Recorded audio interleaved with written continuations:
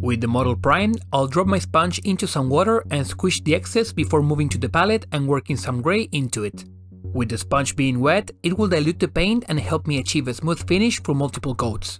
And while at first glance the color might look a bit too bright, that is often the case with wet paint, and after a couple seconds it will dull down once dry. Another advantage of this tool, apart from the speed at which I'm laying down my base coat, is the fact that the sponge cannot quite get into the recesses and crevices, allowing us to skip the shading process. And while this could be achieved through dry brushing, the finish is another story, as it is even and there are no brush strokes to be seen.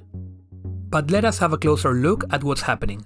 As I tap the sponge, it leaves a light imprint over the surface. However, if I were to press down, you can see a higher concentration of paint towards the center. Here is where we must find the balance. As for the initial base coat, there is no problem on pressing down as we are looking for an even finish all around. However, as I move into the highlights, a lighter touch will be key for the layers to blend into each other without creating any jumps in color. With a lighter gray and making use of a light touch, I'll build up the brightness and enhance the volumes of the model.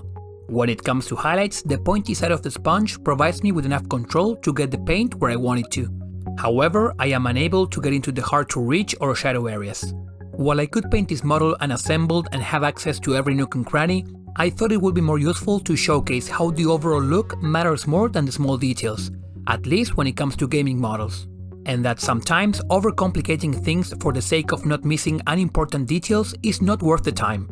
I wanted to approach the paint job from the point of view of someone who has built and primed their army and wants to get it painted fast while not sacrificing on looks.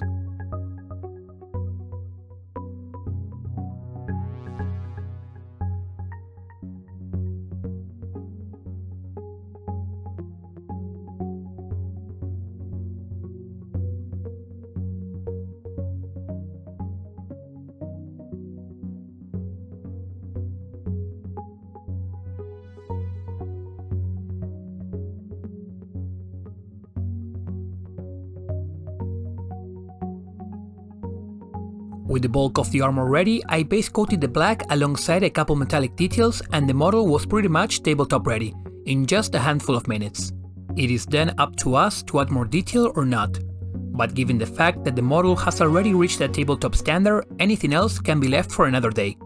If you want to take the paint job a bit further, I recommend starting off with some edge highlights. These don't have to be done over every single edge, but the more prominent as well as upward facing ones, which will make the model look cleaner as well as give more definition to its shapes, especially when looking at it from the table.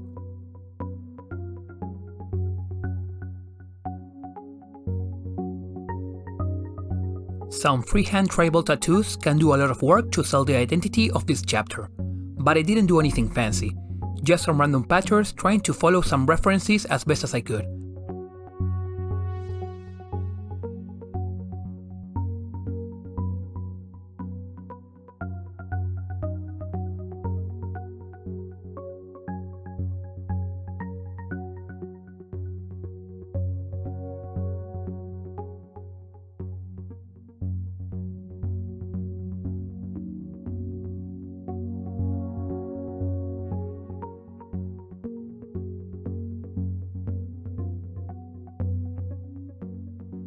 Apart from the details on the knee, I added some more over on the shin of the opposite leg, alongside some teeth on a power fist as well as my best attempt at the chapter's insignia. Finally, some battle damage never fails to lift up a Space Marine, and while the metallic under cheap paint is not exactly lore accurate, it looks good enough. It would look even better inside some dark brown scratches, but I wanted to keep the paint job as simple and quick as possible. This video is nowhere near close to a display painting tutorial, but a quick 5-minute guide on painting a tabletop-ready Terminator showcasing the advantages of makeup sponges as a tool.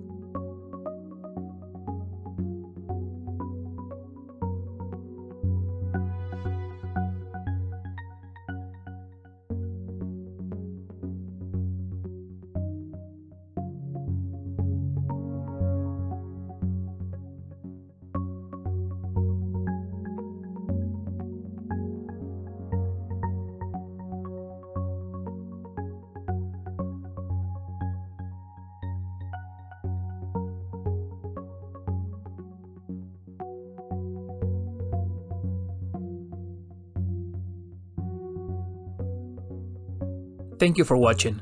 If you enjoyed this technique, check out my last sponge painting video. It is a cleaner approach, but just as fast. I would also love to know what other chapters or techniques would you like to see tackled with a resourceful approach. Leave me your ideas down in the comments.